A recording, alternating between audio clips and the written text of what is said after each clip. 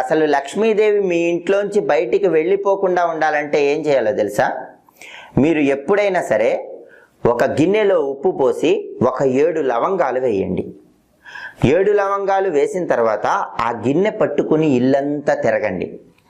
అలా తిరిగిన తర్వాత ఎవరు చూడని ప్రదేశాలు కొన్ని ఉంటాయి కదా ఇంట్లో, అంటే ఎవరు ఎక్కువగా తిరగని ప్రదేశాలు, అలా ఎవరు ఎక్కువగా తిరగని ప్రదేశంలో ఈ గిన్నె ఉంచండి. ఆ గిన్నెకి పాజిటివ్ వైబ్రేషన్ లాగే శక్తి ఉంటుందండి.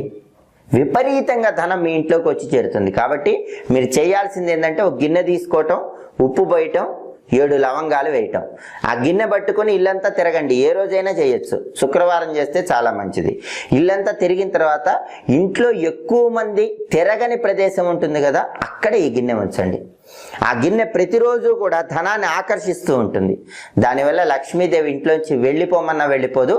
మీ